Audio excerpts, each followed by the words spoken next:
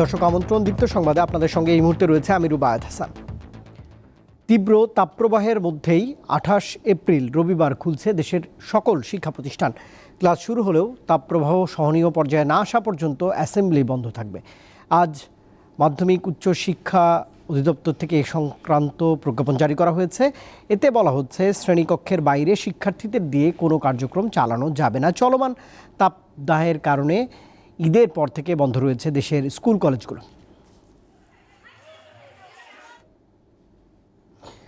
এদিকে তীব্র তাপপ্রবাহে নাকাল হয়েছে পুরো দেশ, ব্যাহত হচ্ছে জনজীবন। হাসপাতালে বাড়ছে রোগ ব্যাধিতে আক্রান্তের সংখ্যা, যাদের বেশিরভাগই শিশু।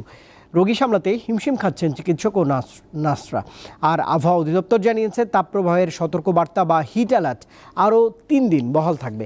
আগামী 24 ঘন্টায় সিলেট বিভাগের 2-1 জায়গায় অস্থায়ীভাবে দমকা ঝোড়ো হাওয়া সহ বৃষ্টি বা বজ্রসহ বৃষ্টি হতে পারে। এদিকে আজ সকালে দেশের সর্বোচ্চ তাপমাত্রা রেকর্ড করা হয়েছে রাজশাহীতে 41.8 ডিগ্রি সেলসিয়াস। বিভিন্ন জেলায় হিট স্ট্রোকে আক্রান্ত হয়ে মৃত্যুর সংখ্যা বাড়ছে। গত এক সপ্তাহে বরগুনায় হিট স্ট্রোকে মারা গেছেন 3 জন।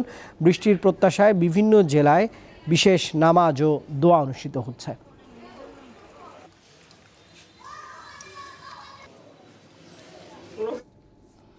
চলমান দাবদাহে দেশে ডিমের উৎপাদন কমে গেছে শতকরা 20 ভাগের মতো, এমনটাই বলছেন খামারিরা। পাশাপাশি হিট স্ট্রোকে বাচ্চা এবং মুরগির প্রাণহানির সংখ্যাও বেড়ে গেছে। এ অবস্থায় সরবরাহ সংকটের আশঙ্কা করছেন এ খাতের সংশ্লিষ্টরা।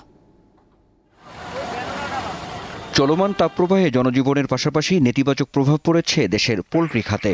মারা যাচ্ছে মুরগি ও বাচ্চা, কমছে ডিমের উৎপাদন। প্রান্তিক খামারিদের সংগঠন বাংলাদেশ পোলট্রি অ্যাসোসিয়েশন বিপিএর তথ্য মতে দেশে খামারির সংখ্যা 60,000-এর মতো। প্রতিদিন ডিমের চাহিদা প্রায় 4 কোটি, কিন্তু প্রচণ্ড গরমে এই খাতের বেহাল দশা। সাভারের ধামরাইয়ের কাউসার আহমেদ 10,000 মুরগি নিয়ে বেকায়দায় পড়েছেন। একই অবস্থা অন্য খামারিদেরও। 10,000 মুরগি আমার ডিম আসতো প্রতিদিন 300 কেজ প্লাস, তার মানে 92 প্রোডাকশন ছিল। এখন তাপমাত্রা এত বাইরে গেছে, বাইরে যাওয়ার কারণে আমার প্রোডাকশন চলে আসছে 80%, 70%-এ।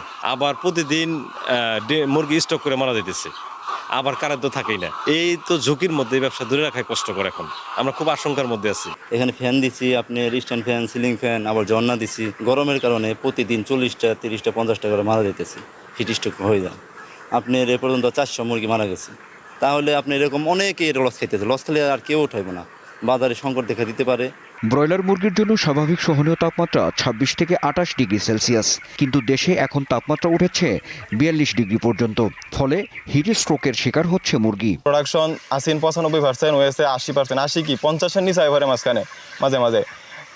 বর্তমানে যে রোদের অবস্থা, যে পানি যদি ঠান্ডা পানি দেয় 5 থেকে 10 মিনিট পরে পানি চার মতো গরম হয়ে যায়।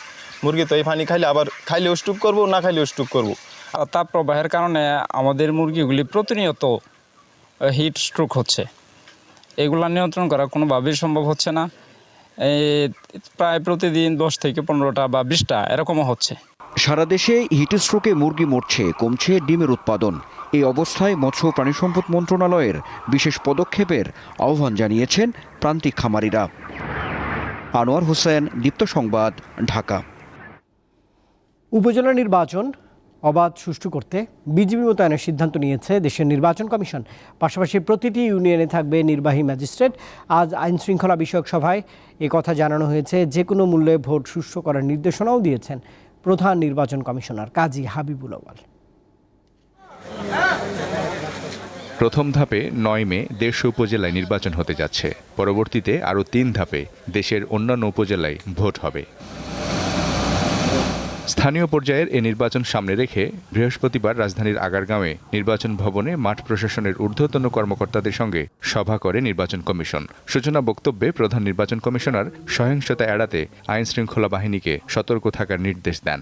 আবেগ অনুভূতির কারণে আমাদের দেশের নির্বাচনে অনেক সময় কিছুটা উচ্ছৃঙ্খলতা হয়ে থাকতে পারে, সহিংসতা হতে পারে। এগুলো যেন না হয় সেই দিকটাও আমাদের দেখতে হবে। নির্বাচনটা যত অবাধ হয়, যারা ভোটার তারা যেন এসে নির্বিঘ্নে ভোট প্রদান করে আবার নির্বিঘ্নে বাড়ি ফিরে যেতে পারেন। তিনি বলেন, নির্বাচন অবাধ, সুষ্ঠু ও নিরপেক্ষ না হলে দেশের গণতান্ত্রিক ধারা ব্যাহত হওয়ার শঙ্কা থাকে।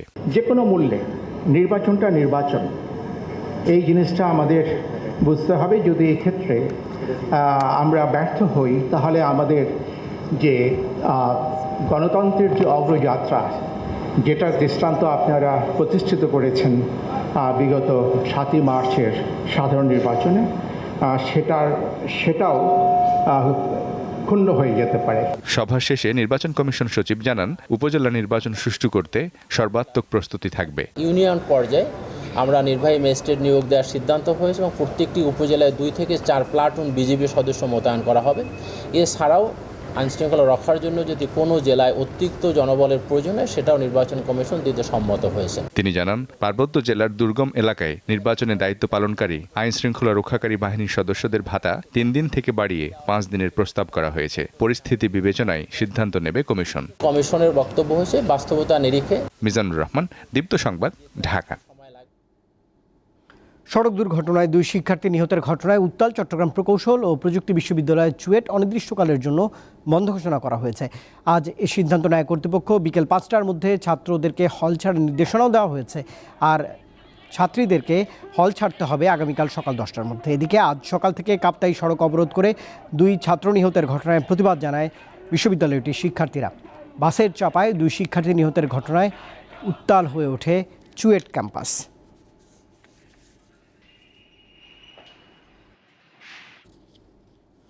ফিলিস্তিনের গাজায় 2টি হাসপাতালের আঙিনায় গণকবরের সন্ধান পাওয়ার ঘটনা তদন্তের আহ্বান জানিয়েছে জাতিসংঘ। সংস্থাটির মানবাধিকার বিষয়ক হাইকমিশনার ভলগার তুর্ক এই আহ্বান জানিয়েছেন। এক বিবৃতিতে তুর্ক বলছেন, স্বাধীন, কার্যকর এবং বিশ্বস্ত তদন্তকারীদের অবশ্যই গাজায় প্রবেশাধিকার থাকতে হবে। গাজায় প্রকৃত ঘটনা তুলে ধরার জন্য সাংবাদিকদের নিরাপদে কাজ করার পরিবেশ তৈরির আহ্বান জানিয়েছেন তিনি। গাজার দক্ষিণাঞ্চলীয় শহর খান ইউনিসের নাসের হাসপাতালের আঙিনায় চলতি সপ্তাহেই অন্তত 4টি গণকবর পাওয়া যায়। কবরগুলো থেকে এখন পর্যন্ত 324টি মরদেহ উদ্ধার করা সম্ভব হয়েছে।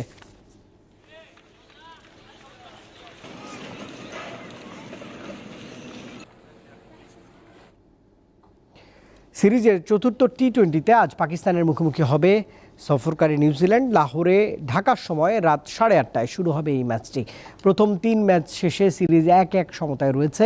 বৃষ্টির কারণে রাওয়ালপিন্ডিতে প্রথম টি-20টি পরিত্যক্ত হয়ে যায়। একই ভেন্যুতে সিরিজের দ্বিতীয় ম্যাচে নিউজিল্যান্ডকে হারায় পাকিস্তান, আর তৃতীয় ম্যাচে 7 উইকেটের বড় জয় নিয়ে সমতায় ফেরে সফরকারী নিউজিল্যান্ড।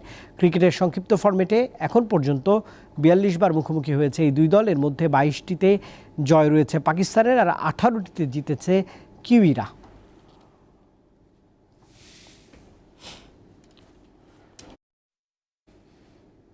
আর দর্শক, এই ছিল এখনকার মতো। আমাদের পরের আয়োজন রাত 11টায় দীপ্ত সংবাদ দেখার আমন্ত্রণ রইল। এছাড়াও আরও তথ্য বিনোদনের জন্য আপনি যুক্ত থাকতে পারেন দীপ্ত টেলিভিশনের ডিজিটাল প্ল্যাটফর্মগুলোতে।